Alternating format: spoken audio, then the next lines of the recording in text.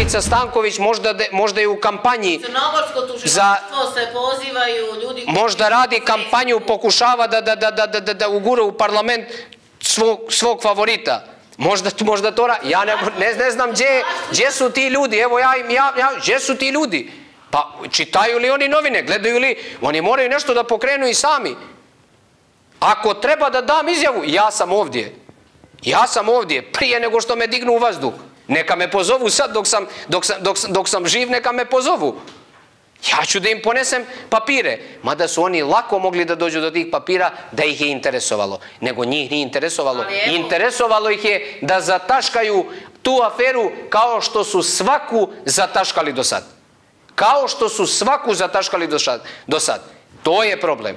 Jer ako neko želi da nađe dokaze, on će ih naći. Tu su povezane i banke. Jedna je banka vezana za čovjeka koji je vlasnik određenih medija koje mene direktno napadaju u posljednje vrijeme. Samo da građani znaju, ostavite vi ko je četnik i ko je partizan. Napadaju najsramnijim tekstovima. Radi se o portalu CDM. Njihov vlasnik je vlasnik banke koja je direktno umješana u Možuru. Njihov vlasnik je vlasnik banke. Ostavite vi četnici. Četnici su za široke narodne mase. Za ljudi koji ne znaju srž problema. Srž problema je što istraga vodi do njihovog šefa. Poštovani gledalci, dobar dan. Moje ime je Vesna Radojević, a vi gledate emisiju Nema problema. Moj današnji gost je predsjednik političke partije URA i nosilac predizborne koalicije Crno na bijelo, gospodin Dritan Abazović. Gospodine Dritane, dobar dan i hvala vam što ste se odazvali pozivu. Dobar dan i hvala vama. Da ste u gužvi, da imate puno posla ovih dana. Hvala vama na prilici, uvijek je zadovoljstvo. Izbori su nam na 10 dana. 10 dana od danas, malo jače. I čini se da su ovi izbori svi gotovo ocjenjuju kao odsudne izbore, znači kao izbore koji će definitivno donijeti promjene Crnoj Gori. Imamo jednu energiju koja se akumulirala ne samo prethodnih mjeseci, nego prethodnih godina. Imali smo u proteklih par godina, godinu, mjeseci, imali smo afere, imali smo aferu Koverta. Imali smo aferu Snimak. Imali smo potom jedan zakon koji u svom nazivu ima riječ sloboda, a njegovo usvajanje, način i vrijeme njegovog usvajanja se može definisati kako god, ali ne kao slobodno i kao ne može sadržati riječ sloboda i demokratija, makar se to čini meni, a čini mi se i većini Crne Gore. Imali smo potom litije, odnosno protestne šetnje građana, desetine hiljada crnogorskih građana smo imali na ulicama. Imali smo razne kvalifikacije tih protesta. Od toga da su retrogradne, da Crnu Goru vode u srednji vijek, do toga da su se crnogorski građani konačno oslobodili straha i da su pokazali svoje nezadovoljstvo. Potom smo imali globalnu pandemiju koja je logično došla i do Crne Gore, koronavirusa, pa smo imali zabranu litija, odnosno svih skupova, ali onda imamo novu situaciju, formira se nacionalno koordinaciono tijelo koje rukovodi tom kompletnom situacijom, a i tu imamo raznoraznih ocjena na koji način to koordinaciono tijelo za zaštitu od zaraznih bolesti je rukovodilo, hendlovalo tu cijelu situaciju. Imali smo raznih nelogičnih mjera, imali smo, neki su ocjenjivali diskriminatornih mjera, imali smo diskriminatornog, odnosno selektivnog kažnjavanja za nepoštovanje tih mjera, imali smo ocjene da je to nacionalno tijelo političko tijelo, da nije ekspertsko, da nije stručno. Imali smo Budvu, imali smo u Budvi jednu situaciju koja je definisana kao puč gdje je smijenjena vlast uz sukobe policije i građana na način što je jedan odbornik, konkretno Demokratskog fronta, prešao u suprotni tabor i time obezbijedio većinu, koja nije izborna većina i koja je smijenila dotadašnju na izborima izabranu vlast u Budvi. Sad vi meni recite, kako komentarišete sva ta dešavanja u proteklih par godina i kako komentarišete, da li se osjeća ta energija akumulirana tokom svih tih događaja, nezadovoljstvo građana, i da li očekujete da se ta energija prelije na one biračke listiće 30. augusta? A dobro, vi ste napravili lijepi i opširan uvod vezano za dešavanja koja su karakterisala crnogorsko društvo u prethodne 2 godine, ali ja mislim da smo mi ranije bili zreli za promjene. Da bi stali u red modernih država i da bi izašli iz nekog, da tako kažem, nivoa, možda zvuči grubo, ali mislim da je istinito, primitivnog odnosa prema političkoj zajednici, mi moramo da doživimo jednu istorijsku stvar, a to je da na izborima demokratski smijenimo vlast. Ja ću podsjetiti da je Crna Gora jedina zemlja u Evropi koja nikada nije smijenila vlast od nastanka njenog parlamentarizma. Dakle, ne ni u zadnjih 30 godina, nego od 1906. Dakle, od prve decenije 20. vijeka mi nijesmo uspjeli na slobodnim izborima nikada da smijenimo vlast, nego uvijek smo to radili uz neke pučeve, revolucije, početke ratova, svrgavanje dinastije i tako dalje, ili obaranje komunističkog režima. Ali mislim da se situacija generalno mijenja. Mi smo imali 2 pojave koje su za mene posebno važne, a to je jedna je bila vezana za aferu Koverta, kad su građani po prvi put masovno zbog korupcije izašli na ulice. Ne pamti Crna Gora da je 20.000 građana izašlo iz nekih razloga koji nijesu striktno vezani za nacionalna ili vjerska pitanja, nego vezani upravo za nefunkcionisanje pravne države, i to je bio taj prvi veći test koji smo mi položili. Nijesu ti protesti efektuirali onim što smo željeli da se odmah dese te promjene, ali definitivno su bili dobra mreža za skupljanje svog nezadovoljstva koje se godinama, 30 godina taložilo u crnogorskom društvu.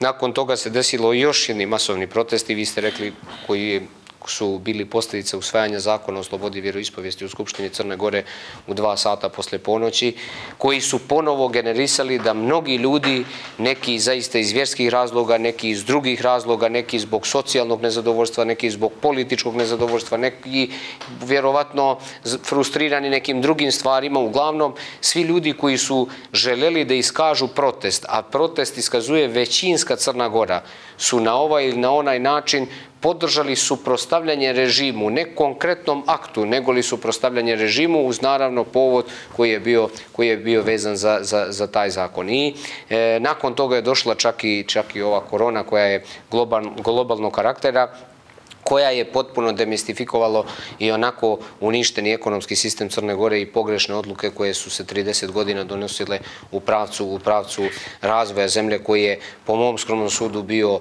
pogrešan, odnosno nedovoljno neodgovarajući onome što su realne potrebe građana Crne Gore. Sada smo došli u situaciju da na izbore idemo 30. avgusta, usred turističke sezone, nepostojeće turističke sezone, imamo potpuno novu situaciju da usred ljeta idemo na izbore bez ikakve potrebe, sa vrlo složenom zdravstvenom situacijom.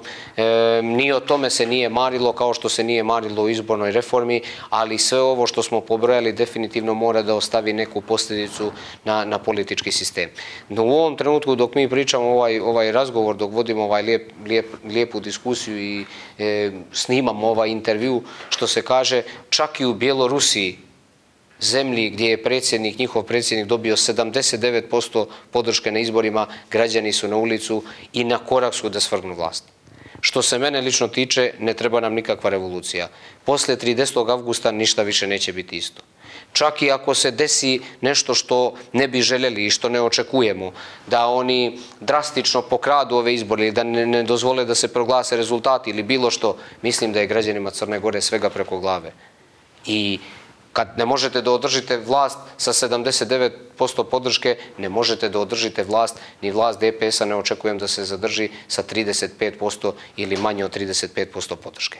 Tako da zaista moj je apel građanima da svi masovno izađu na izbore, bez obzira što je bilo dosta riječi o tome kakvi su uslovi, kakva je epidemiološka situacija, da li se došlo, da masovno izađu na izbore, zato što moramo nekako da kapitalizujemo tu snagu, tu energiju koja se godinama taložila, koja nije posljedica ni ovog zakona, ni ove koverte, nego brojnih koverata i zakona koji su se donosili i pogrešnih odluka koji su se donosili 30 godina i da iskažemo, da materializujemo, da kapitalizujemo nešto što je većinska volja Crne Gore. Ukoliko nam neko pokuša da to oduzme, mi treba takvu stvar da branimo krajnje demokratski kao i svi ostali narodi u ovoj Evropi. Samo da vas ovo pitam.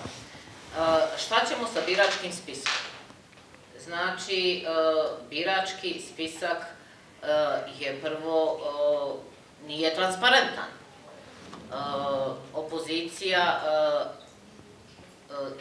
Opozicija je došla do podataka da u biračkom spisku ima ogroman broj fantomskih birača, navodno, i tvrdi da vlast će pokušati na osnovu biračkog spiska da ostvari izbornu pobjedu. Objasnit ću vam. Šta sa tim spiskom? Znači, da li se može doći u situaciju ove godine, kao što je to bilo i nekih ranijih godina, da opozicija ponovo završi u opoziciji i da optuži vlast da je pokrala izbore? Objasnit ću vam.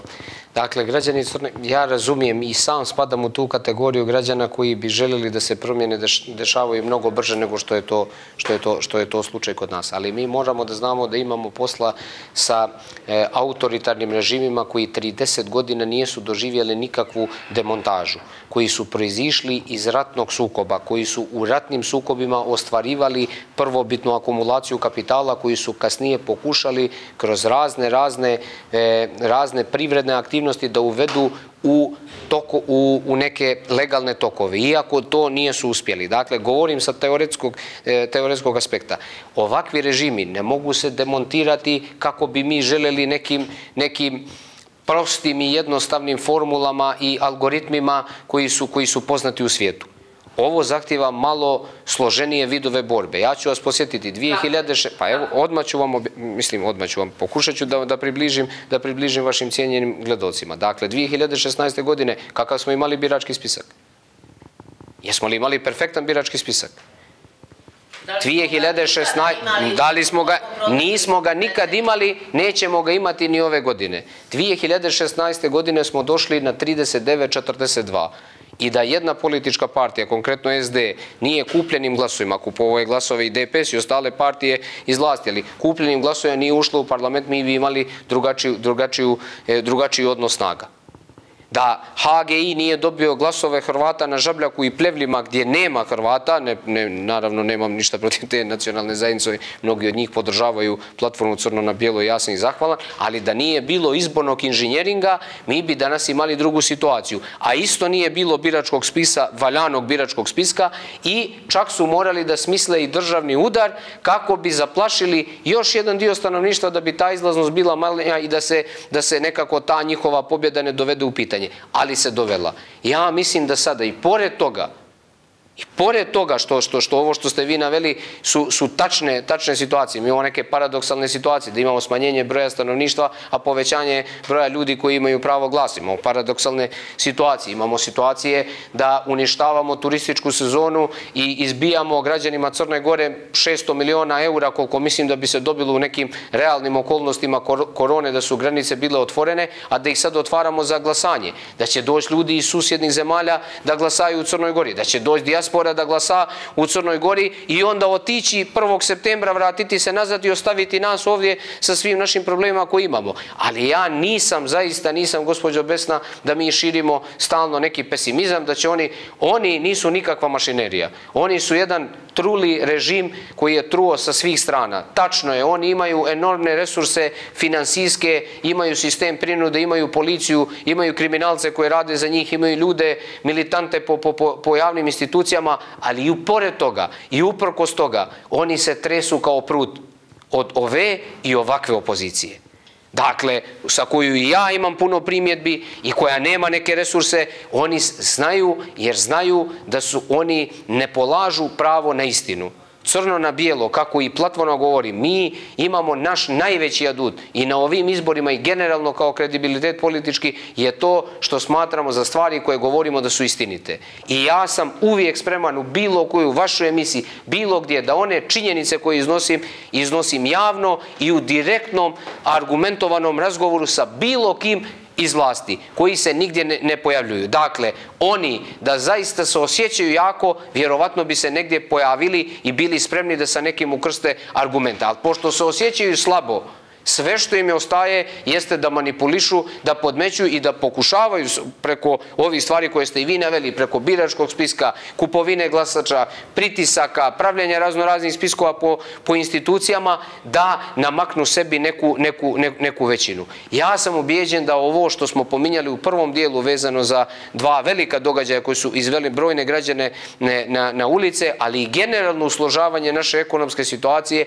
će generisati da jedan dio tih ljudi koji su u emotivnoj korupciji ili koji su u nekoj drugoj vrsti korupcije ili koji podržavaju njih zato što do sada nisu mislili da neko može bolje da obavlja posao od njih, što je isto legitiman stav, mislim da će jedan značajni dio da odluči drugačije. Naše je samo da širimo optimizam, ne lažni optimizam, nego neki objektivni optimizam, zato što i kad se dese promjene u Crnoj Gori, neće biti lako suočiti se sa svim izazovima koja zemlja ima. Ako neko misli da će odmah posle smjene vlasti, kad god se ona desila, da ovdje teče med i mlijeko i da će neka nova vlada tek tako lako da menadžira cijelom situacijom, to nije slučaj. Ali naša inicijalna ideja svakog dobronamjernog građana Crne Gore treba da bude da pokrenemo demokratski točak, da shvatimo da je periodična smjena vlasti nešto što je blagotvorno za svako društvo, da je to odlika modernih država,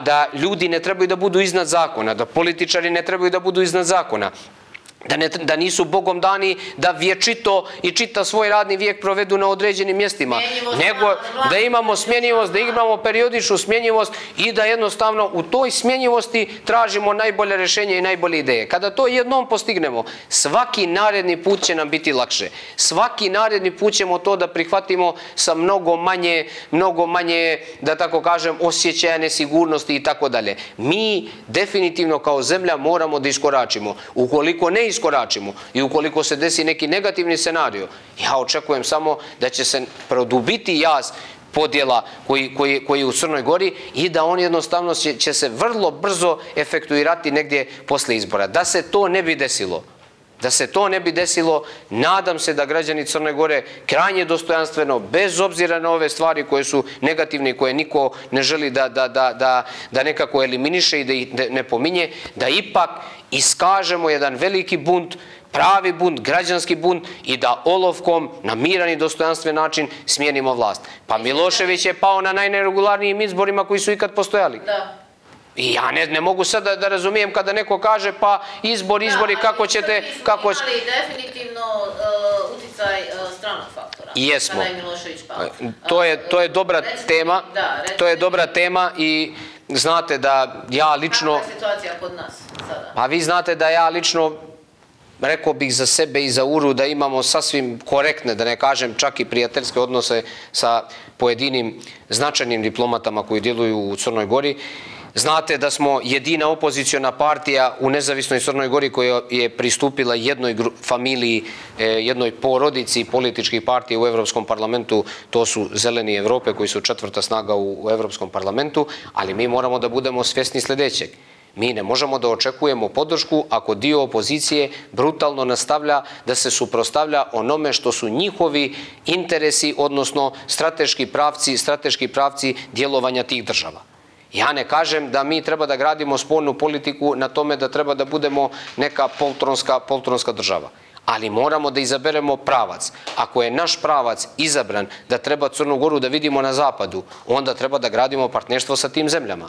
Ja ne mogu da razumijem neke ljude iz opozicije koji takođe kad imaju neki problem, bilo u Budvi, bilo negdje drugo, pokušavaju da pišu tim ambasadama i da traže sastanke kod tih ambasada, a sutra žele da se suprotstave nečemu što je neki njihov postavljeni kurs. Mi smo mala zemlja.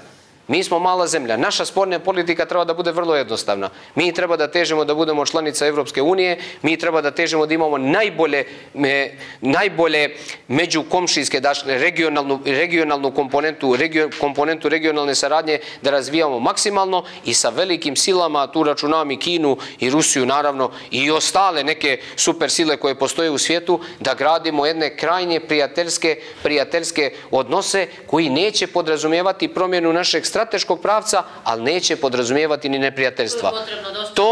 To treba da radi zemlja koja ima 600 stanovnika i koja je sticajem okolnosti, Božjom voljom, što bi se reklo, našla svoje mjesto u ovom brdovitom Balkanu i u ovom balkanskom poluostrvu gdje su ta geopolitička kretanja velika. Dakle, ne mislim da je to neka filozofija i moj apel opozicionim kolegama, prevashodno opozicionim kolegama, da oko te međunarodne komponente povedu više računa.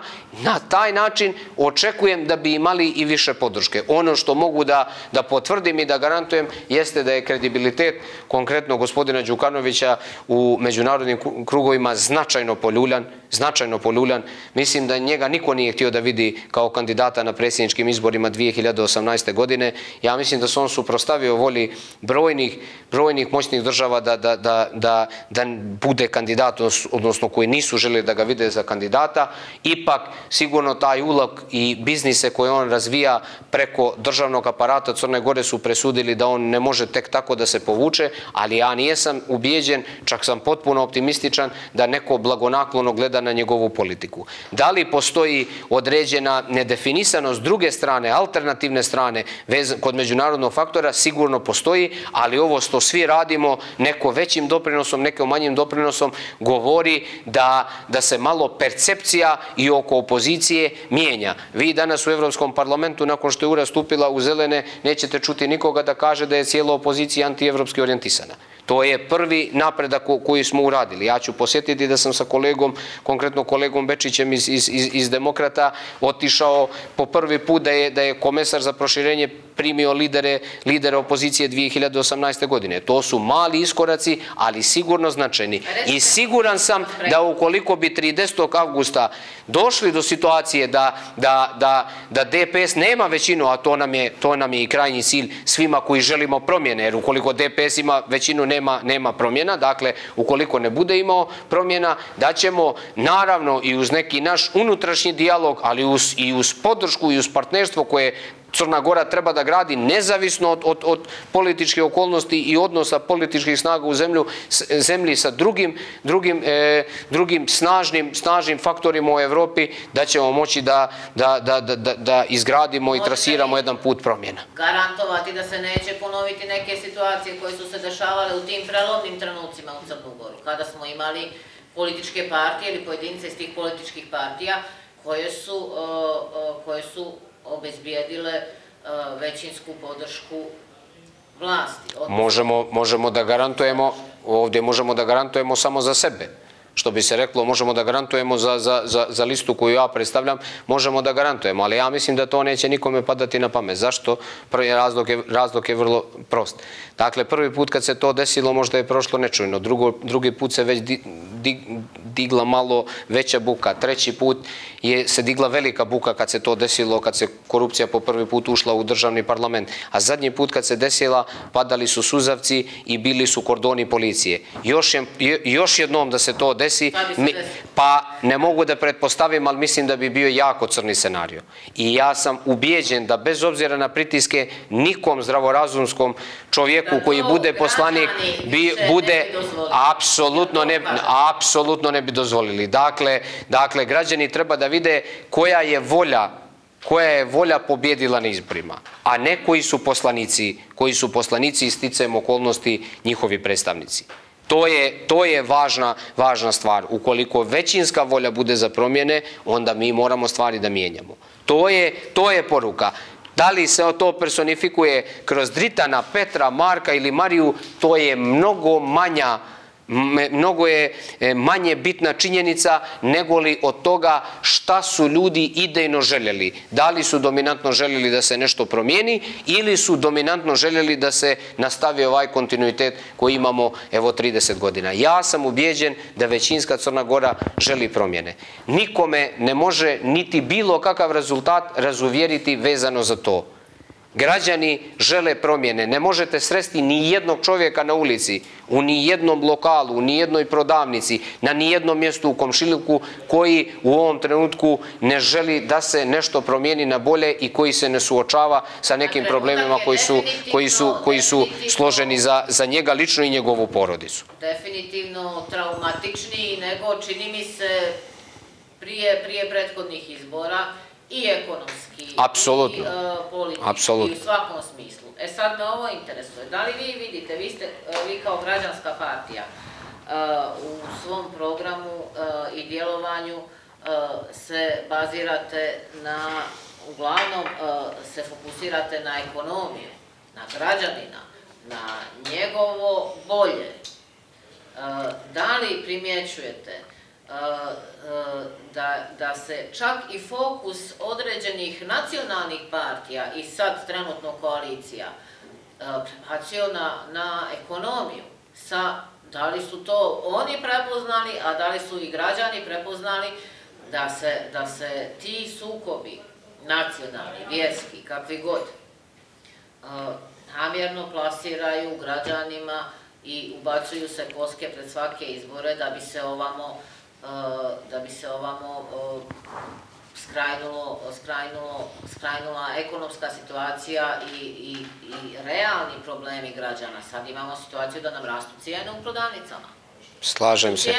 Ljudi ostaju bez posla, plate padaju, firme se zatvaraju, bankrotiraju, u prodavnicama rastu cijene. Je li to treba da bude fokus? Potpuno se slažem, jedino ko ne želi da bude fokus na ekonomskim pitanjima je Demokratska partija socijalista. Otuda iznio sam i ranije tezu koja je po meni tačna, to je da su oni zakon o slobodi vjeroispovijesti donijeli ne da bi rešavali religijsko pitanje u Crnoj Gori, nego da bi podsticali podjele. Napravili su lošu kalkulaciju, ali da bi podsticali podjele i to im je poslužio kao izborni zakon. Dakle, njima je trebala tema koja će ponovo još jednom u susret izborima da makne fokus sa gorućih životnih pitanja koje ste vi sada pomenuli, koje se tiču prevashodno ekonomije, životnog standarda i zaposlenosti, na teren nacionalne priče, religijske priče, podjela, sukoba i tako dalje, povlačenja nekih barijera i nekih granica između nacionalnih i etničkih grupa u Crnoj Gori. Naš fokus jeste prevashodno na 5 glavnih principa. Prvi je vladavina prava, drugi je ekonomska reforma, zdravstvena reforma, obrazovna reforma i zaštita životne sredine. Svih 5 se tiču direktno životnog standarda građana stanovništva i svih 5 direktno utiču na ekonomski standard stanovništva. Mi bez vladavine prava ne možemo da imamo pravedniju distribuciju pravde. Ovdje je problem što je grupica ljudi zaposjela sve prirodne resurse iz koji oni crpe ogromne novce, a građani Crne Gore, kao što i vi svjedočite, kao što ja svjedočite, jedva sastavljaju kraj sa krajem i nekako imaju veliki strah pred onim što dolazi na jesen i na zimu, s obzirom da je korona značajno poremetila te njihove male biznise kojima su se oni bavili godinama ili neki kraći vremenski period. Dakle, da bismo ostvarili bolji ekonomski standard stanovništva, mi moramo da donesemo zakon o porijeklu imovine i zakon o lustraciji. To su 2 sistemska zakona koja URA predlaže odmah čim bi stupila neka nova vlada. 2 osnovna predloga bi bili zakon o porijeklu imovine i zakon o lustraciji. Prvi treba da obezbijedi da svi ljudi koji su oštetili državni budžet, a stekli ogromno bogatstvo za sebe, to bogatstvo ili dokažu ili vrate. To je jedno.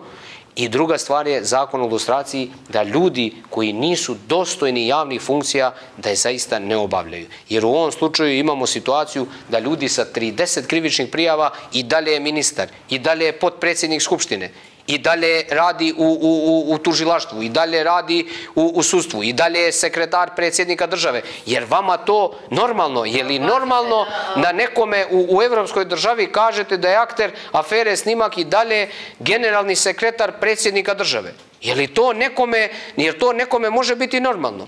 Je li može biti normalno da Branimir Gvozdenović sa 35-40 krivičnih prijava i sa svojim imenom u svim većim aferama u Crnoj Gori bude potpredsjednik parlamenta Crne Gore? Ja smatram da takvu državu većinski građani Crne Gore ne želi. Da se desi da bi jedan ministar podnio ostavku? Tačno, potpuno ste u pravu. Je li vama normalno da ćerka ministra troši 1000 eura na jednu noć ili na svoja putovanja, skupocjena putovanja, a da ljudi nemaju zavoje u domu zdravlja? Je li to sistem koji želi većinska Crna Gora? Nikome ne može ubijediti da je to sistem koji želi većinska Crna Gora. To što je par ljudi zarobilo ostale i to što ih ucjenjuje i to što mi nemamo, do sad nismo pokazali neku hrabrost da se tome značajnije suprotstavimo, i to što nemamo demokratsku tradiciju, razvijenu demokratsku tradiciju participativnog elementa da djelujemo i mijenjamo stvari na bolje, to nas ne amnestira, ali svakako ne možemo da prihvatimo da je to iskaz većinske Crne Gore. To nije iskaz većinske Crne Gore i takvi ljudi... Ja vjerujem da jeste.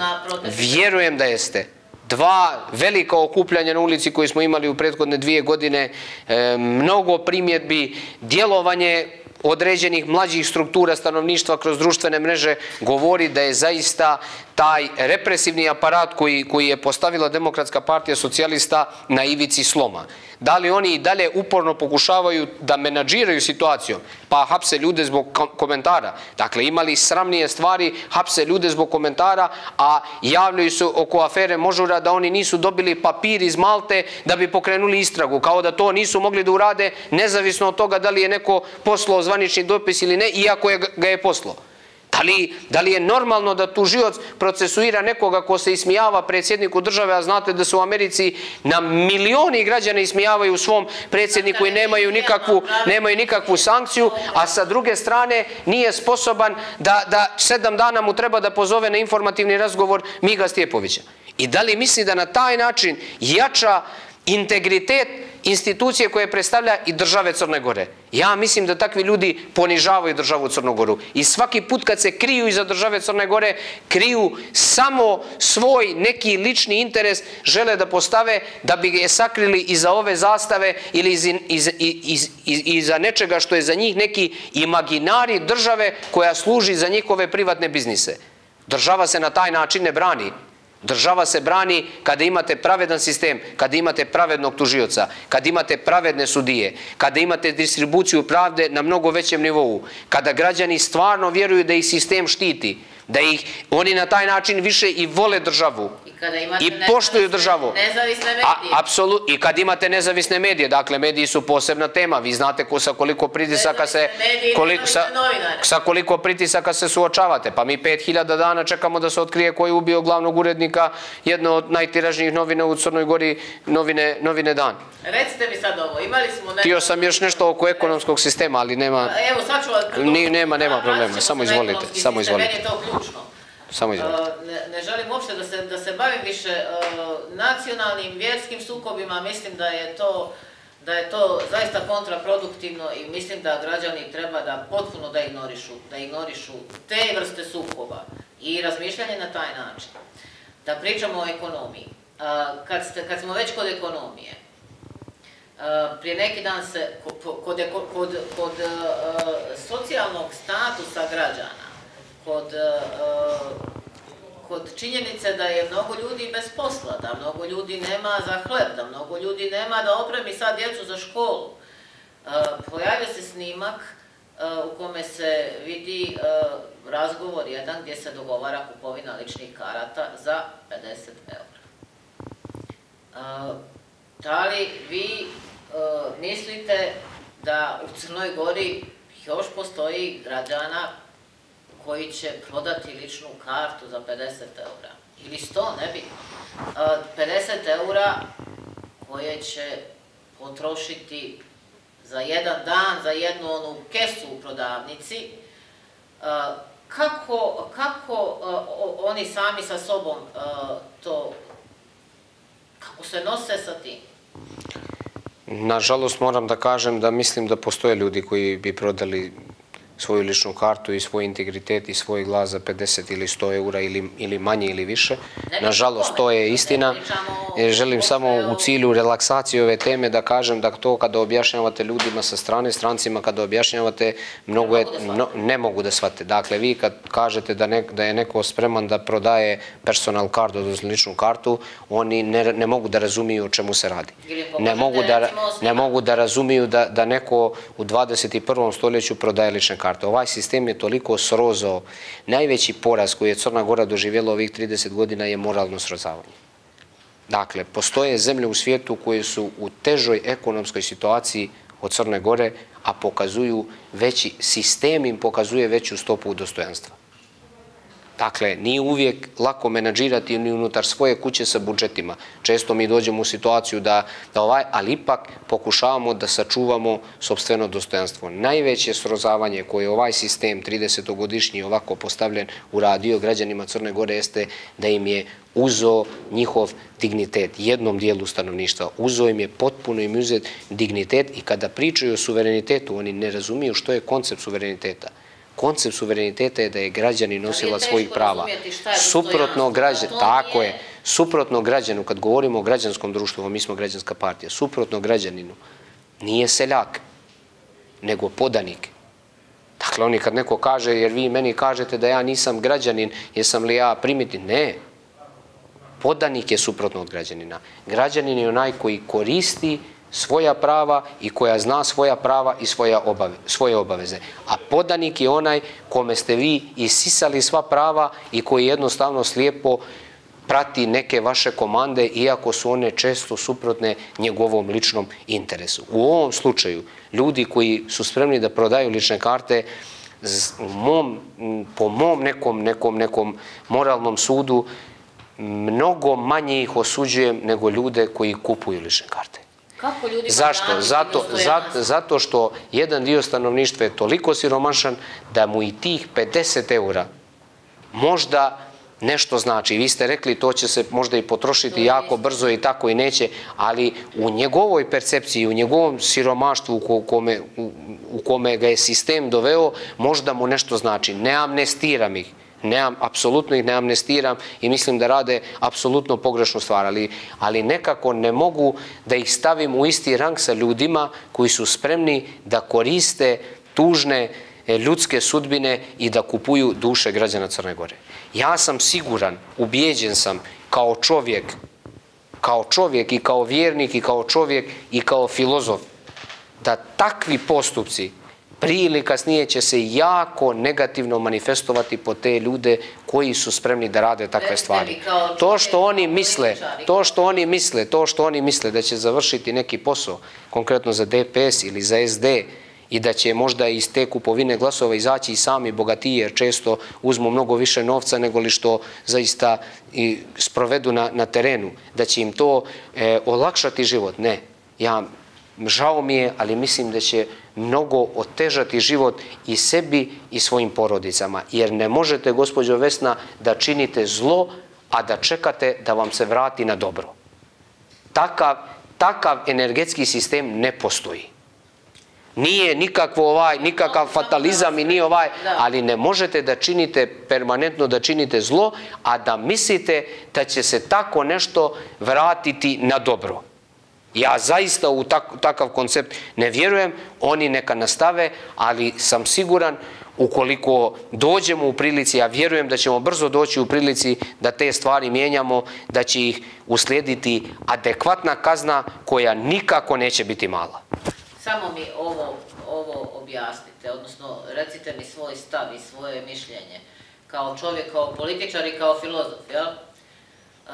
nisu samo građani, pojedinci, ti koji su izgubili dostojanstvo. Imamo profesije. Apsolutno. Znači, imamo profesije koje su izgubile dostojanstvo. Kako vratiti dostojanstvo građaninu, pojedincu? Kako vratiti dostojanstvo novinarskoj profesiji, sudskoj profesiji i svakoj drugoj profesiji javnoj koja bi trebala da ima izuzetno veliki dignitet i da bude cijenjena u društvu. Kako tim ljudima sad, u ovom slučaju je to 50 eura, u slučaju građanina, lične karte. U slučaju neke profesije, novinarske, sudske profesije, tužilačke, tu recimo pričamo o nekim većim ciframa. Svi znamo da i istraživanja su pokazala da građani percipiraju korupciju u raznim sferama. Jesmo li došli dotle da smo svi na prodaju, da je samo pitanje cijene? Kako vratiti, kako podići tu moralnu ljestvicu? Bez promjene političke volje nemoguće je da vratimo dostojanstvo niti institucijama, niti građanima. Promjenom političke volje i nadam se instaliranjem nekih elita koji bi bili mnogo pošteniji u prvom navratu, poštenije, a onda i stručnije u javnom djelovanju, mislim da se to može postići ne toliko teško. Crna Gora je mali sistem, mali broj stanovnika i mali geografski prostor i mislim da svi negativni šokovi se vrlo brzo osjećaju svugdje u zemlji, ali se svi neki pozitivni trendovi vrlo brže bi se osjećali nego li što bi to bilo u nekim velikim zajednicama. Tako da prvi cilj je da se promijeni politička volja. Vi ste ovdje govorili sad o nekim profesijama gdje je korupcija zaista na visokom nivou, da je percepcija korupcije kod građanina na jako visokom nivou, da ljudi zaista misle da je korupcija svugdje oko njih, da je nemoguće doći do radnog mjesta ukoliko se ne uzme neka partijska knjižica ili ukoliko se ne postane neki partijski militant. Sve su to posljedice koje, odnosno sve su to posljedice čiji uzrok jeste instaliranje ovakvog sistema, nepromjenjivog sistema 30-godišnjeg. Zato je blagotvorno da imamo promjene. Građani to moraju da znaju, da nama treba takozvana socijalna ventilacija. Mi moramo da otvorimo prozore naše države, prozore naše kuće, da bi ušao svjež vazduh, da bi imali ventilaciju, u ovom konkretnom slučaju socijalnu ventilaciju, da bi neki drugi ljudi koji su sada možda nijesu toliko aktuelni, da bi došli i pokazali stručnost. Pa kad smo krenuli da radimo ideju platforme Crno na bijelo, nismo mogli da sanjamo da će preko 40 istaknutih radnika Crnogoraca, govorim Crnogoraca ne u nacionalnom smislu, nego građanina Crne Gore, svih vjera i nacija koji rade po svijetu, da će se sami javiti, da će se ljudi javiti koji rade na koledžima u Londonu, koji su kardiohirurzi u Parizu, koji su kardiohirurzi u Rimu, koji su spremni, koji žele da daju doprinos nekako razvoju Crne Gore, a niko ih nikad nije kontaktirao, niti je nikad neko tražio neki savjet od njih ili pomoć da pomogne sopstvenoj zemlji. Dakle, govorim samo o jednom segmentu koji je neiskorišćen. Šta je sa našim ljudima koji nisu nikad dobili šansu? Ima ih u Crnoj Gori. Stalno govorimo, mi ne možemo da zamislimo vladu Crne Gore, često je to ta percepcija, pa ko će doći ako DPS padne s vlasti? Ko će doći? Doće bolji i pošteniji ljudi. Doće bolji i pošteniji ljudi. Je se desila promjena u Kotoru, je se desila promjena u Budvi, je se desila promjena u Bernan, govorimo o nekim mikrozajednicama. Svi mi možemo reći radi se bolje ili gore nego što se radilo. A je se desilo neko čudo? Ne. Je se radi poštenije, su se vratili dugovi masovno. Je li bilo i grešaka, da budem krajnje pošten i pravedan? Jeste, sigurno to je što se desilo? Je se desilo neko čudo? Isto bi bilo i na državnom nivou. Dakle, ne možemo uvijek da idemo sa fatalističkim scenarijama. Dakle, ta teza da oni brane Crnu Goru, od nas brane Crnu Goru, Crna Gora neće niđe. Crna Gora može samo nakon toga da bude bolja, da bude jača, da bude pravednija, da bude dostojanstvenija. Problem je šta će biti s njima. Dakle, dajte da razdvojimo nešto što je vlast od nečega što je država. Država je trajna, nepromjenjiva kategorija, a vlast je poželjno promjenjiva kategorija. To ne samo da je... Znači da ste protiv države. Apsolutno. Gdje ste vi vidjeli da gradite državu, da gradimo mi socijalnu koheziju i da budemo uspješna evropska priča gdje ćemo 40 ili 50% stanovništva da proglasimo izdajnicima. Kakva je to priča? Ja razumijem, imam i sam te napade, kažu Dritan Abazović je četnik, sad je to im je nova neka upadica ANB-a, da je to nešto i dakle i ljudi... Četnika albanske nacionalnosti do sad? Do sad ih nije bilo, evo pojavio se prvi u 2020. godini, u 21. vijeku se pojavio prvi, dakle, meni lično je to smiješno. Ali ja kapiram da ljudi zaista nasjedaju na takve stvari, da vam postavljaju pitanja, da vas zovu na telefon, da pitaju da li je to istina, zato što ljudi nasjedaju na to, jer mi smo stvorili društvo... Pa, naravno, zato što, pazite, matrica i medijska, ali generalno postavljen sistem je tako da ljudi vrlo lako prihvataju neke stvari, ne mogu da naprave razliku između onoga što je spin i onoga što je istina. Mi smo inače ljudi koji generalno, sad ovo globalno govorim, živimo u tim postistinama.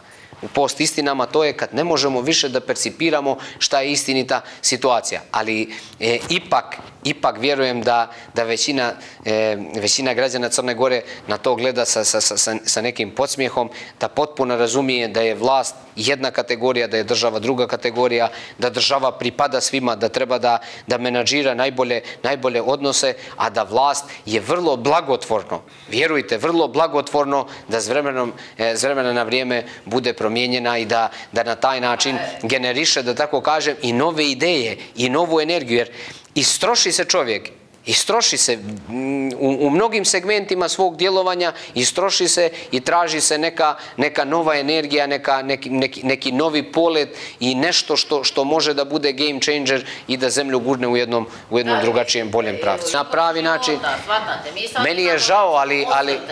Osvrte na situaciju, evo da pređemo na tu temu, na situaciju na Crnogorskom primorju. Da. Zbog čega smo došli u tu situaciju? Imamo Hrvatsku, koja je na 60-70%, a bit će do kraja avgusta, pretpostavljam, i na više posjete u odnosu na prošlu godinu. Imamo jedan Neum u Bosni i Hercegovini, gdje se traži krevet više. Tako je. Imamo Albaniju, tako je, gdje su isto kapaciteti sasvim solidno popunjeni. Imamo Italiju, koja je bila najveće svjetsko žarište. Tako je. Koja će ostvariti značajne turističke promete ove godine. Crna Gora je, danas je koji, 17. avgust, 18. Crna Gora danas je na možda 10% turističkog prometa u odnosu na prošlu godinu. Samo ću vas podsjetiti, kada je počela korona kriza, turistički uposlenici, predstavnici države kojima je zadatak, obaveza koje mi plaćamo, da uređuju tu oblast, da stvore uslove, da turizam živi, tako da jača, oni su govorili da ovu sezonu treba osmisliti tako i fokusirati se na turiste koji dolaze svojim vozilima, na turiste iz regiona, na turiste iz bliže okoline iz Evrope, ali na turiste koji mogu doći svojim vozilima, da bi, što je sasvim korektno gledanje i sasvim logično i realno gledanje, da bismo nakon toga držali 5 mjeseci zatvorenu granicu sa Srbijom, da bismo držali zatvorene granice sa regionom, da bismo držali zatvorenu granicu za ruske turiste, koji su koji čine nekih 40% ukupnog turističkog prometa, koliko mi se čini Srbija, Rusija i Bosna i Hercegovina u Crnoj Gori. Ko je kriv? Zato što je propala turistička sezona u Crnoj Gori. I zato što nas čeka veoma teška jesen i teška zima, jer će se sistemom spojenih sudova, taj nedostatak novca koji se inače kroz potrošnju preliva u sve segmente života, sve to preliti i na ostatak Crne Gore, već se preliva. I odmah ću vam objasniti, dakle, turizam je jedna od mojih omiljenih tema, sticajem okolnosti dolazim sa Primorja i nešto je moja porodica uvijek i radila u turizmu, sada sve manje i manje, ali oni su se javili tek nakon što je građanski pokret URA objasnio situaciju kako je vlada Crne Gore uništila turističku sezonu i izbila građanima Crne Gore najmanje 600 miliona eura iz džepa. I ovo što ste rekli da su oni prije mjesec i dva ubjeđivali kako treba da organizuju sezonu, ne. Ja to nisam nigdje vidio, ja sam vidio naše predloge kako treba urediti sezonu, a od Ministarstva turizma, što je velika bruka, najveća bruka koja postoji od zemlji koja 25% svog GDP-a ostvaruje, 25% svojih prihoda ostvaruje od turizma, a koja nema, danas 9 mjeseci nema ni ministra turizma, nisam čuo ni jednu jedinu ideju. Ideja o brendiranju Crne Gore kao koja nije bilo nikakvi. Brendiranje Crne Gore kao korona free destinacije je bila naša ideja. Ta ideja je trebala da se isprati sa drugom idejom, ali oni ne znaju jednostavno ili ne znaju ili imaju političku zabranu, tako djeluju da je isprati ideja korona safe. Zato što nije samo ljudima bitno da kod vas nema korone, nego da imate takve turističke ture gdje neće biti velike gužvi. To je trebalo da bude promocija. Mi smo na regionalne turiste, pa nama regionalni turisti generalno čine oko 60% prometa. Mi smo ovu sezonu mogli da imamo rekordnu, zato što je Grčka i Turska zatvorena. Ja ne mogu te ljude, ne mogu da prihvatim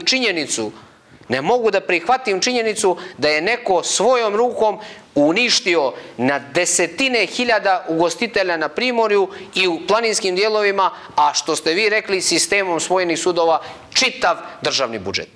Dakle, ako budu građani Crne Gore tražili krivca, ne treba da ga traže, nema tu nikakve filozofije. Dakle, premijer Crne Gore, NKT i direktorata za turizam, pošto nemamo ministra, su direktno srozali turističku privredu Crne Gore i bacili je pod noge. Da bi sramota bila veća, oni otvaraju granice isključivo za izbore. Dakle, nisu mogli da otvore granice 28. avgusta, jer ljudi ne bi mogli brzo da se organizuju da dođu, nego su morali da ih otvore 2 nedelje, odnosno 10 dana ranije, da bi 30. avgusta ti ljudi koji trebaju da glasaju bili ovdje, a oni treba da dođu iz SAD-a, iz nekih zemalja Evrope i iz zemalja iz regiona. To je najveća sramota koja postoji. Mi smo imali 2 potencijalna modela, koja je mnogo lako osmisliti. Jedan model je lockdown, totalno zatvaranje granica, zabrana ulaska bilo koga i maksimalno očuvanje zdravlja stanovništva. To smo uradili u prvom talasu korone i tada je to kao sistem funkcionisalo. Dakle, nema ekonomije, ali nema ni korone. Sistem broj 2 je uradila Hrvatska, uradila Albanija, uradila i Bosna djelimično, a to je da dopustite ljudima da mogu da ima fluktuacije, da mogu da dolaze na vaša ljetovališta i tako dalje i da menadžirate koronom. Naravno imate i korone, ali zdravstveni sistem da bude spreman za neke reakcije ukoliko bude problema. I treći model koji je izabrala Crna Gora, to je međumodel, to je najgore nešto, da niti sačuvate zdravlje stanovništva. Mi danas imamo 1000 zaraženih, a 1. avgusta smo imali 2000 zaraženih i da imamo prazno Crnogorsko primorje. I to je najveća poražavajuća činjenica što se tiče ove sezone. Da li u zadnjih 10 dana može da se poveća malo turistički promet? Sigurno može. Da li u postsezoni može malo da se poveća turizam? Sigurno može. Ali da li se ovi minusi mogu ispeglati? Sigurno ne mogu. Tako da svi građani koji su ili uzeli kredite, ili koji plaćaju zakupnine, ili koji su izgubili posao, direktno, tu nema nikakvog, ne treba optuživati ni za šta koronu, jer nemoguće je da u Albaniji mogu da funkcionišu kupališta i mogu da funkcionišu hoteli, da mogu da funkcionišu u Hrvatskoj, a da ne mogu da funkcionišu u Crnoj Gori. Dakle, njihova teza da su to zemlje Evropske unije, Bosna i Hercegovina i Albanija nisu zemlje Evropske unije.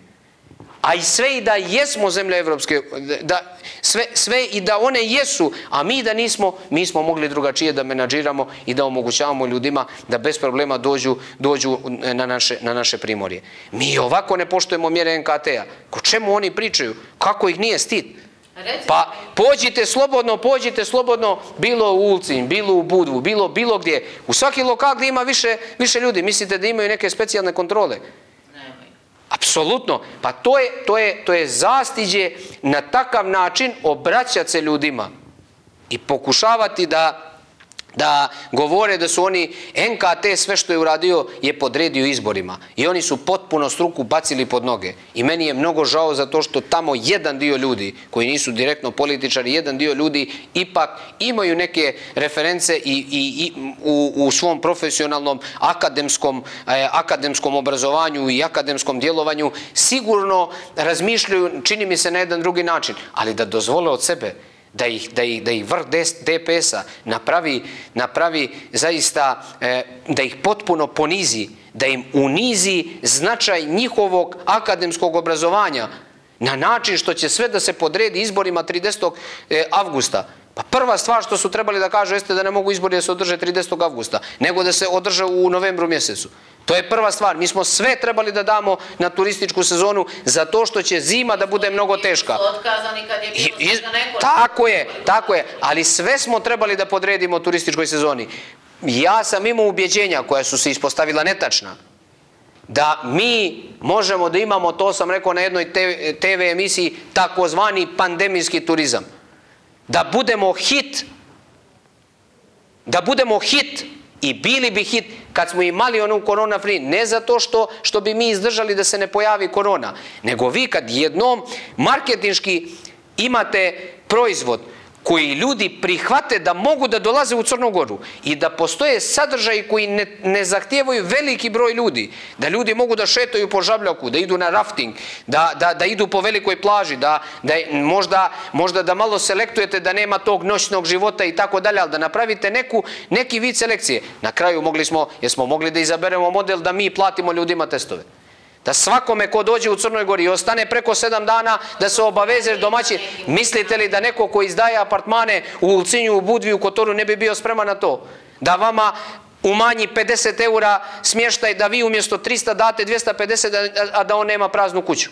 I ja odgovorno tvrdim i ovdje u vašoj emisiji ili bilo gdje, oni ili nemaju pojma, a to zaista mislim da nemaju pojma, plus toga su obični partijski vojnici koji su spremni da sahrane sopstvenu zemlju i sopstvene građane samo da bi pokušali da namaknu par glasova više na izbora. I to je velika sramota. Ja ću vas opet vratiti. To je velika sramota. Na moje ranije pitanje.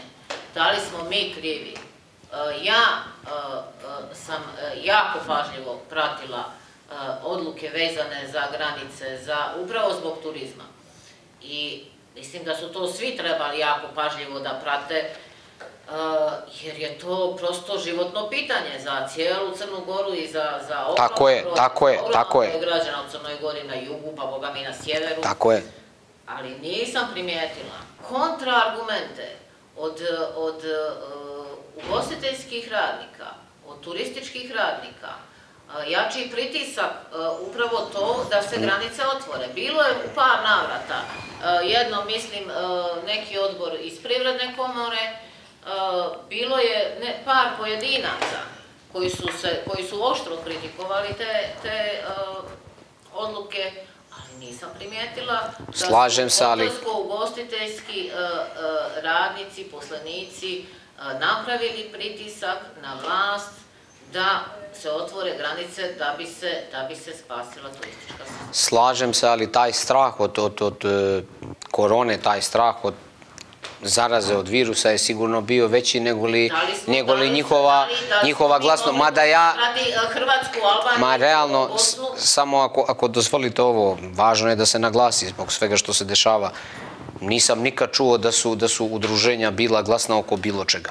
Evo, dolazim sa Primorja, vi njihova saopštenja možete pročitati jednom u 3 mjeseca, u 4 mjeseca da se oko nečega oglase, govorim i u regularnim uslovima. Ja nikad nisam čuo da je Privredna komora ili bilo ko značajnije govorio o nekom pitanju i bio bučan oko nekog pitanja vezano za to. Ne, nikad nisam čuo, možda nisam u pravu, mislim da pratim sve pomno, ali ne. Dakle, to je anestezirano društvo, mi moramo to da znamo, da smo mi prilično anestezirano društvo i da su oni prihvatili njihove argumente da ukoliko se otvore granice će biti neko čudo. Ja nijesam doktor, niti mogu da govorim, nisam ljekar, da mogu da govorim kako bi bilo, što bi bilo kad bi bilo. Ali mi je nelogično da otvorimo granice pred izbore, a da ne otvorimo granice za turiste. Meni je to nelogično, da su oni ostali dosljedni do kraja i da su rekli mi ćemo da držimo zatvorene granice, nezavisno od izbora, bilo čega, ništa nas ne interesuje, samo zdravlje stanovništva. Ne bih imao, da tako kažem, pravo da se suprotstavim i da kažem da ovo je dobra ili loša odluka, ali da vi čekate kada vama zagusti da zbog političkih razloga otvorite granice, a da ljude ostavite tamo da zure u praznim plažama i plažnim barovima i restoranima i da uništite čitavu privredu, to onda govori o vašoj zloj nameri. To je problem.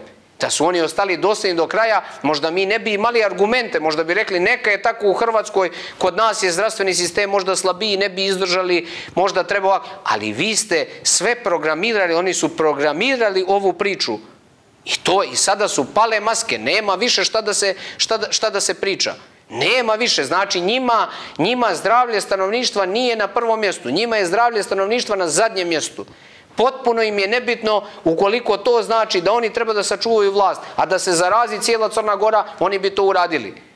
I to je vrlo frustrirajuće za nas građane, vrlo frustrirajuće za svakoga ko je dobronamjeran prema ovoj Crnoj Gori. A ja mislim da mi koji zaista želimo nešto da promijenimo i ulažemo sebe svom energijom i znanjem da se to desi, da jednu stvar nećemo dozvoliti nikada. Govorim u svoje ime i u ime partije koju predstavljam. Nikad neću dozvoliti da me neki partijski komesari prave budalom. I za to im odgovorno kažem ovdje pred vašim kamerama i pred auditorijom koji nas sluša, da su oni direktno uništili turističku privredu Crne Gore i izbili građanima najmanje 600 miliona eura iz džepova. Isključivo iz političkih razloga.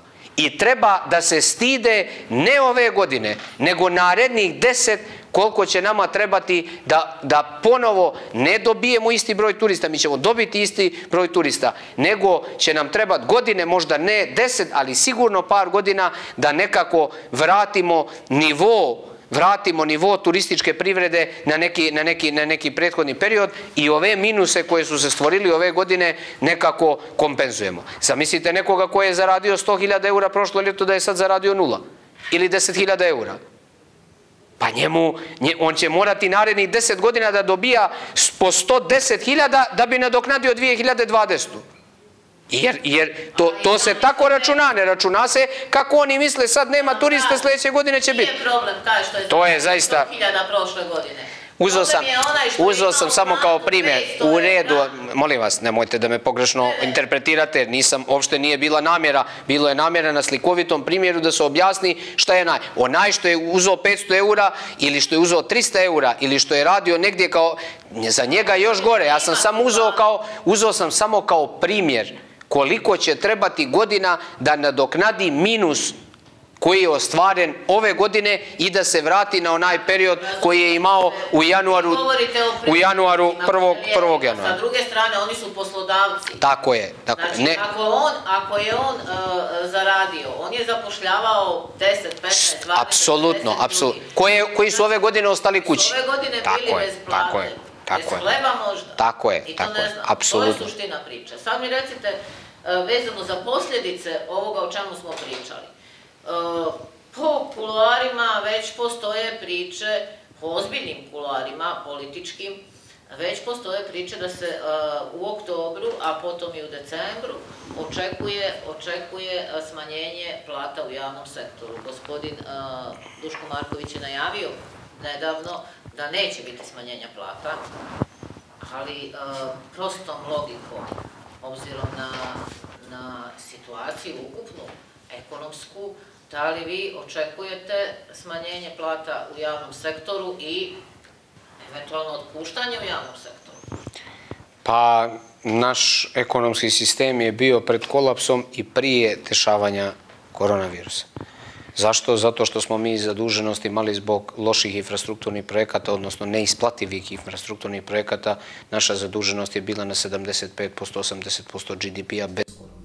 Ja mislim da ćemo mi do 31. decembra doći na 100% zaduženosti GDP-a. Ako ne bude 100%, 95-6% će biti sigurno.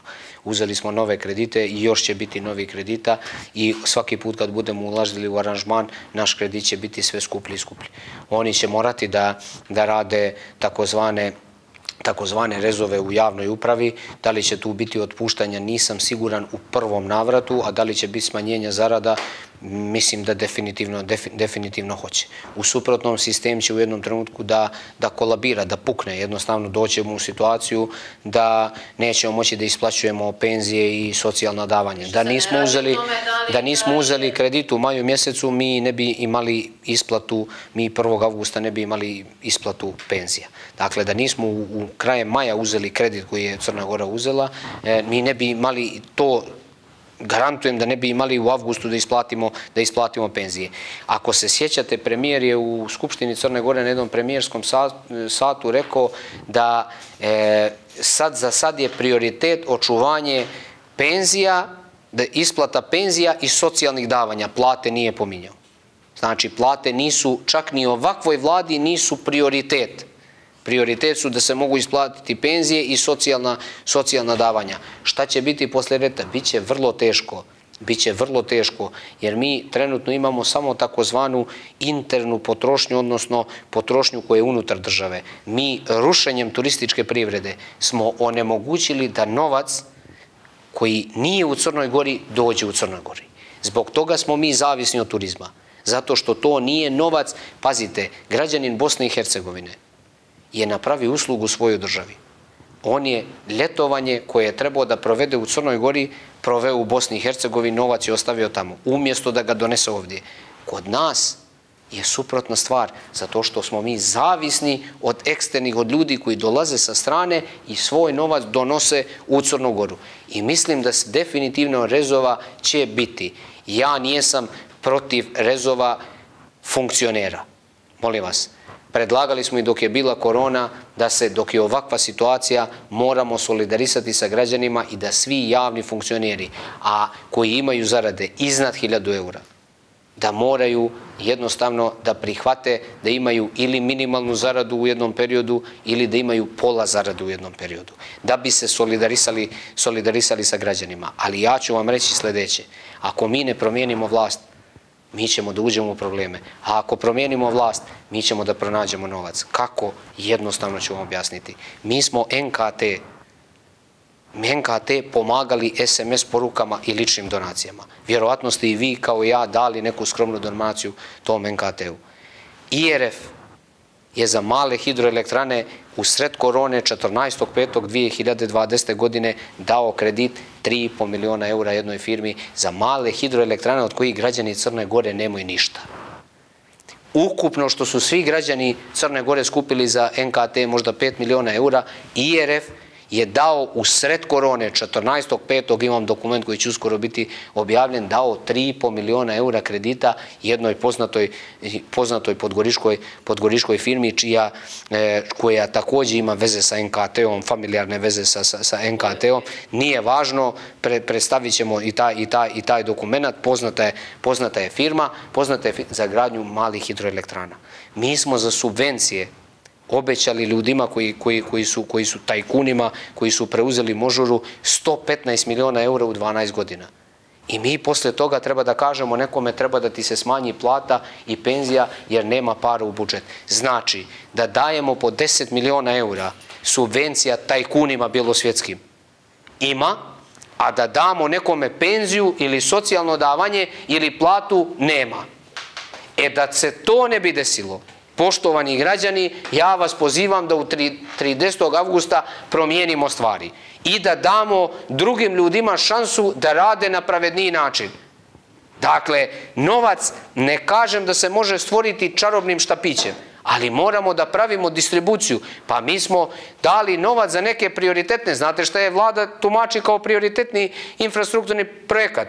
Zgradu SAJ-a, specijalne antiterorističke jedinice, to je prioritetan projekat u trenucima kad narod nema hleba da jede i kad su mnogi građani ostali bez... Morstat je dobio zgradu u Srbiji. Morstat je dobio, Morstat koji kaže da se može živjeti od 2 eura na 2 eura dnevno, on je dobio zgradu, jer to prioritetno, nisam protiv zgrade Monstata, nemojte me pogrešno shvatiti, niti nisam da policija nema bolje uslove rada nego što ima, ali ne može biti prioritet.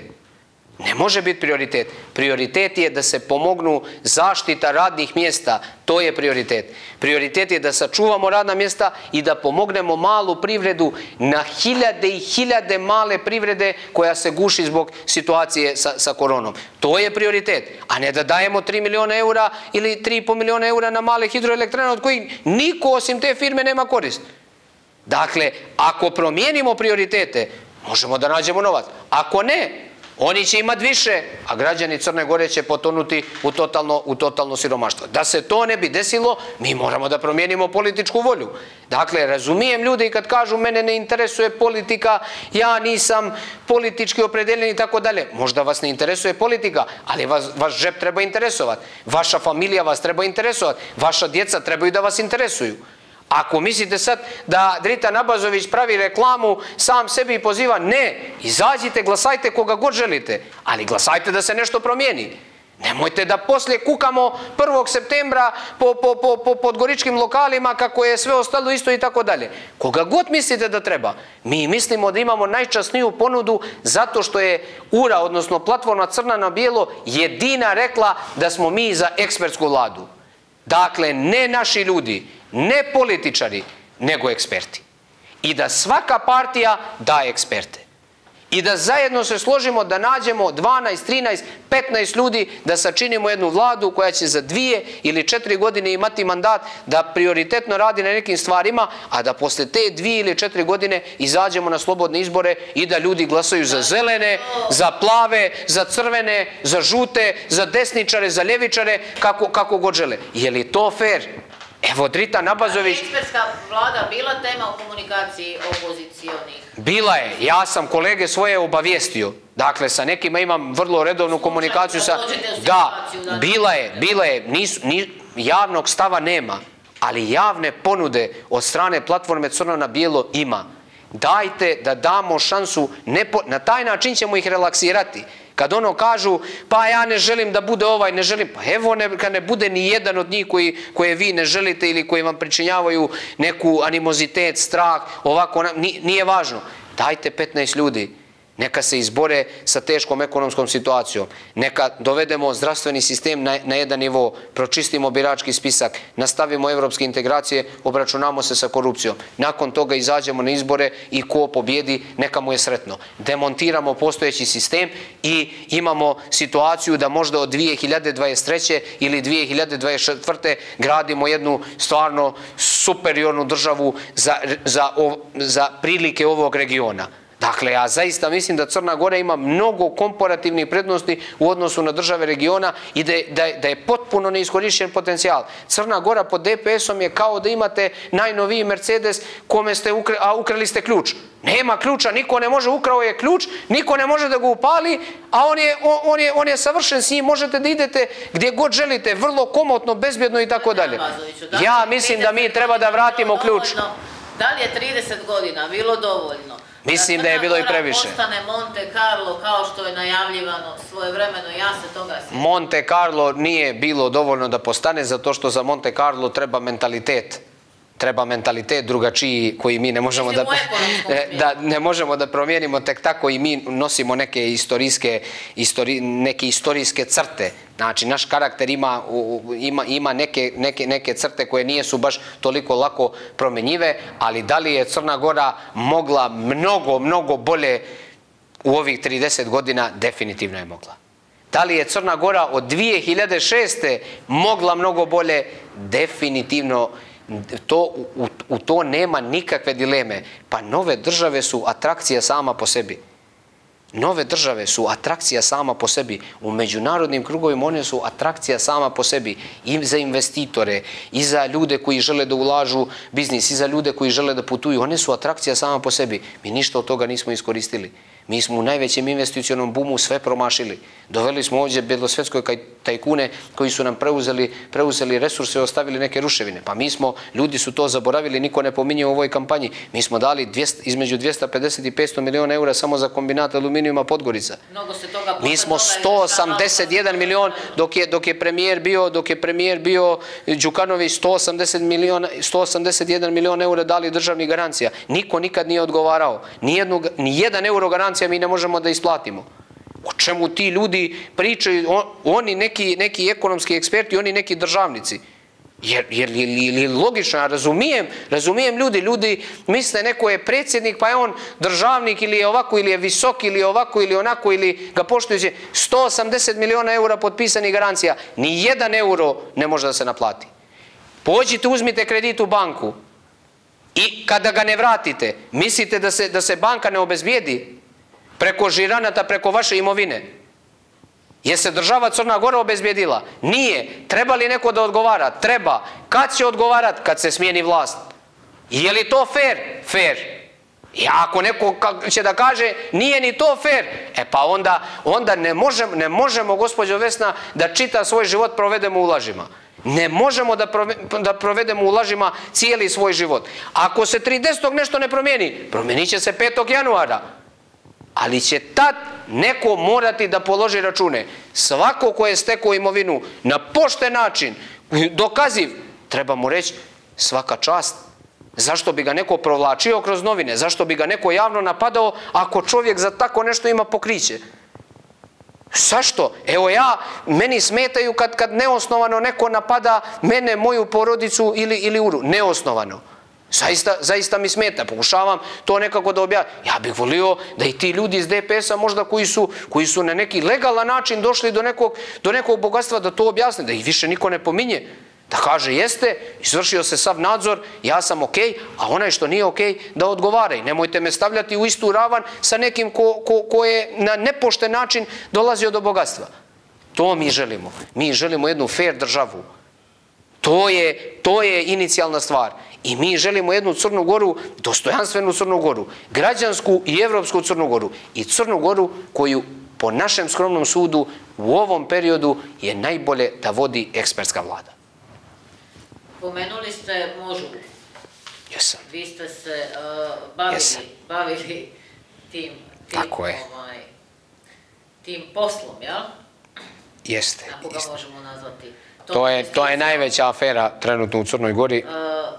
Da. To je, objasnit ću vam oko Možore, hvala što ste postavili to pitanje. Gospodin Đukanović je, moram to reći, prije neki dan, mislim da čak odgovarajući na vaše navode i optužbe, rekao da je Crna Gora potpuno čista u aferi Možura. Isto je rekao i za ove garancije što sam pomenuo, 181 milion, isto je rekao i za kovertu, isto je rekao za svaku stvar koja je lako dokaziva da država Crna Gora i on lično i njegova porodica nemaju ništa sa time, nego da je to bio posao koji je u korist države. Tako da, lično, uopšte nisam iznenađen. Iznenadio bi se da je jednom u životu rekao da prihvata makar dio odgovornosti za nešto što je postala jedna afera međunarodnih karaktera. Ja ću samo zbog vaših gledaoca da još jednom obavijestim da je Možura najveća priča, jedna od najvećih afera koja drma Evropsku uniju i da je Evropski parlament imao poseban zaključak vezano za dešavanja na Malti i ubistvo novinarke koja je istraživala korupcionaške aktivnosti tamo. Postoje dvije najveće korupcionaške afere koje su vezane za vladu Malte. Jedna je otkup gasa, prirodnog gasa iz Azerbejdžana i druga je Možura.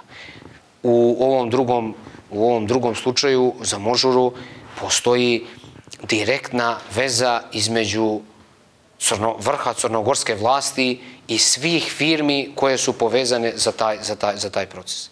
Ono što sam iznio na dvije preskonferencije jesu dokazi. U prvoj sam iznio firmu koju je sakrila vlada Crne Gore, a koja je izuzetno bila značajna jer po svemu sudeći kroz tu firmu se prao novac za Možuru. Radi se o firmi Cifidex i o jednoj drugoj firmi Black 17 koja je iz Dubaja, koja je dala kredit ovom Cifidexu da bi mogao da uđe u posao.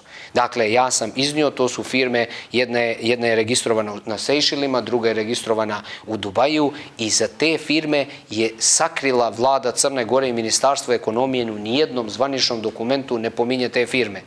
Čim ne pominjete firme koje su bile zadužene za transakciju, koje su kupile posao, vi želite nešto da skrivate od javnosti. To je mnogo jednostavno za objasniti, jer je nemoguće da radite posao u koji ćete da date 115 miliona eura subvencija, koji je ogroman posao, koji se pripremao 7 ili 8 godina, a da niste upoznati sa svim detaljima. Kako ja znam detalje, kako poslanici Malte znaju detalje, kako poslanici Evropskog parlamenta znaju detalje.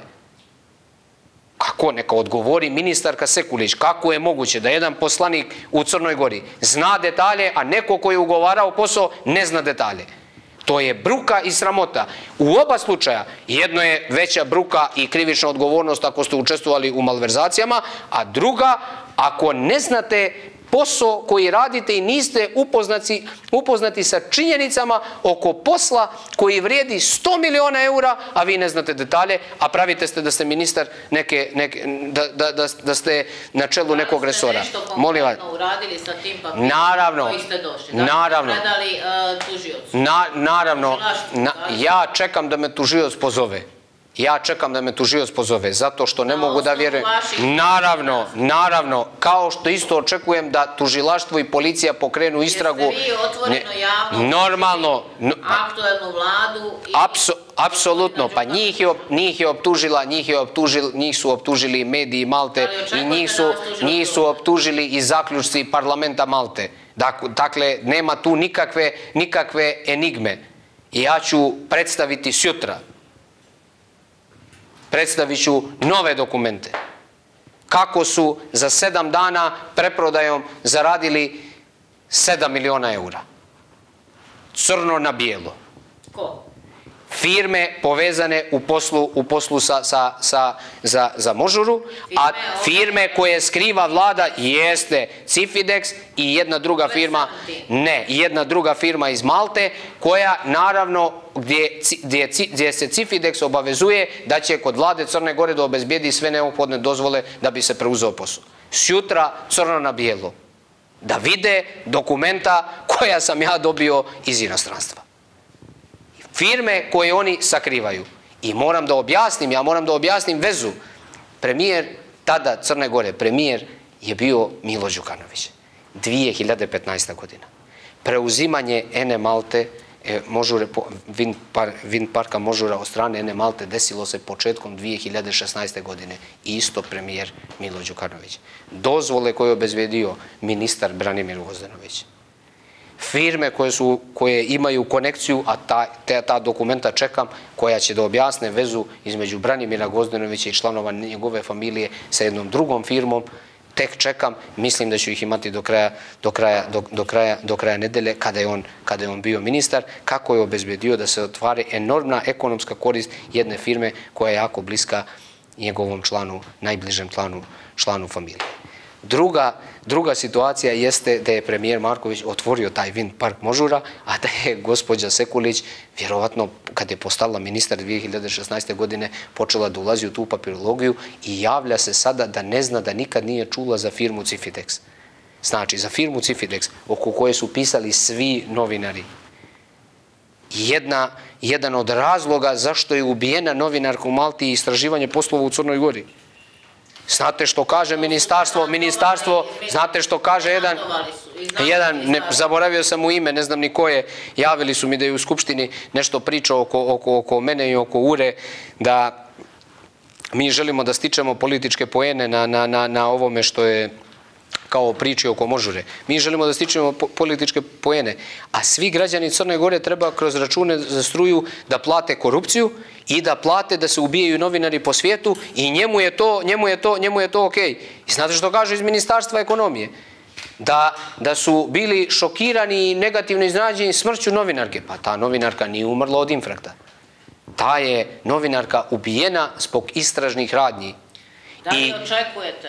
Ne, od naših vlasti ne očekujem ništa. Pa ja evo javno pitam gdje je Ivica Stanković? Jesu li ga oteli? Gdje je Milivoje Katnić? Jesu li ga oteli? Ova Ivica Stanković možda je u kampanji. Crnogorsko tužilaštvo se pozivaju ljudi... Možda radi kampanju, pokušava da ugura u parlament svog favorita. Možda to radi. Ja ne znam gdje su ti ljudi. Evo gdje su ti ljudi? Pa čitaju li oni novine? Gledaju li? Oni moraju nešto da pokrenu i sami. Ako treba da dam izjavu, ja sam ovdje. Ja sam ovdje prije nego što me dignu u vazduh. Neka me pozovu sad dok sam živ, neka me pozovu. Ja ću da im ponesem papire. Mada su oni lako mogli da dođu do tih papira da ih je interesovalo. Nego njih nije interesovalo. Interesovalo ih je da zataškaju tu aferu kao što su svaku zataškali do sad. Kao što su svaku zataškali do sad. To je problem. Jer ako neko želi da nađe dokaze, on će ih naći. Tu su povezane i banke. Jedna je banka vezana za čovjeka koji je vlasnik određenih medija koje mene direktno napadaju u posljednje vrijeme. Samo da građani znaju, ostavite vi ko je četnik i ko je partizan. Napadaju najsramnijim tekstovima. Radi se o portalu CDM. Njihov vlasnik je vlasnik banke koja je direktno umješana u Možuru. Njihov vlasnik je vlasnik banke. Ostavite vi četnici. Četnici su za široke narodne mase. Za ljudi koji ne znaju srž problema. Srž problema je što istraga vodi do njihovog šefa. I meni je žao, zaista, kao čovjeka mi je mnogo žao glavnog urednika koji pristaje da radi takve stvari, da piše takve bljuvotine samo zato što je u kandžama mafije. Eto, to Drita Nabazović javno govori, nema ovdje nikakvih, govorim pred vašim auditorijom, ali mogo bih bilo gdje. Dakle, portal CDM ima zadatak da direktno diskredituje Drita Nabazovića zbog Možure. Lično, uopšte nisam opterećen. Ja vam kažem, uopšte nisam. Ja ovo radim sa velikim žarom i sa velikim zadovoljstvom. I raduje me da ljudi koji nisu u Crnoj Gori, koji su u Evropskom parlamentu, vjeruju da i uz malu pomoć koju ja pružam, možemo da radimo jednu veliku istragu međunarodnog karaktera. I ja sam vrlo srećan zbog... Očekujem, naravno, očekujem. Ja sam vam rekao da je to jedna od najvećih afera trenutno u Evropskoj uniji, da je Europol značajno uključen. Ne mogu da tvrdim da će epilog vrlo brzo da se pronađe, ali mi moramo da budemo svjesni da je premijer Malte podnio ostavku zbog toga. Gdje je naš premijer zbog ničega nije se ni postidio. Hoću da napravite razliku, možda i na Malti ima korupcije, ali ima grama odgovornosti. Možda na Malti ima korupcije, ima je sigurno, kao što ima u svim zemljama na svijetu, ali ima i grama odgovornosti. Njihov premijer je podnio ostavku odmah kad se otvorila afera Možura. Protiv nekoliko članova vlade se vodi krivični postupak. Parlament vlade je 26. jula obavezao vladu da objavi javno sva dokumenta koja se tiču poslova u Crnoj Gori. I vlada Malte je to morala da uradi. A naš parlament, na čelu sa čovjekom koji je korumpiran, Ne da ne može da otvori nikakvu istragu, nego oni ne žele da pričaju o ovim stvarima. Oni ne žele ni da pričaju o tim stvarima. A kome da pričaju? Kome da pričaju kad su sami, kad mu je potpredsjednik umješan u tu aferu, a on u mnoge druge afere, govorimo o gospodinu Brajeviću, konkretno i o gospodinu Gvozdenoviću. A odlično znamo ko god živi u Crnoj Gori, zna kakva je situacija sa crnogorskim institucijama, da li će prva stvar, ili makar jedna od prvih stvari, koju ćete uraditi ukoliko budete u prilici da formirate i tu ekspertsku vladu nakon izbora, biti da vratite dostojanstvo institucijama i da ojačate crnogorske institucije. Apsolutno, apsolutno. I vjerujte da kad ljudi vide kakav je vrhovni državni tužilac i specijalni državni tužilac, kad vide kakav je potpredsjednik Skupštine i predsjednik Skupštine, onda ne treba da idu dalje. Onda ne treba da idu dalje. Ali kada bi na tim mjestima vidjeli ljude koji su zaista dostojanstveni i koji su pošteni i autonomni, ja mislim da bi se to po dubini počele mijenjati stvari. Da bi svako priznao taj autoritet, pohvalio taj autoritet i sa bilo kojeg nivoa ispod toga pokušao da ga ne uruši. Ali kad čovjek vidi da ga predstavlja neko ko je potpuno nekredibilan, onda i mi dozvoljavamo sebi, govorimo o javnoj upravi, neki luksus da se manje zanimamo za svoj sopstveni posao, da manje radimo u korist društva. Tako da promjene su mnogo blagotvorne. Ja vjerujem da će se one desiti.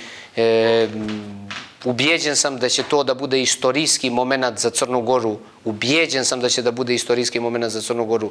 Da će djeca, naša djeca koja budu rasla u jednoj mnogo pravednijoj zemlji nego što je ova, kroz 20-30 godina učiti o datumu kada je Crna Gora iskoračila, kada je prvi put na izborima smijenila vlast, kada je počela njena demokratizacija, kad se završila njena tranzicija, kad je počela značajnije da staje u red normalnih evropskih država, pristojnih evropskih država, demokratskih država, da je to zaista velika stvar, da ćemo slaviti ovaj datum generacijski i da svako ko bude dao doprinos tome da će se osjetiti sretnim. I ja pozivam građane da zaista svi zajedno damo taj doprinos. Svako koliko može. Neko može mnogo, neko može malo. Ali svi mi da damo pomalo, to će za ovu zemlju da znači zaista mnogo.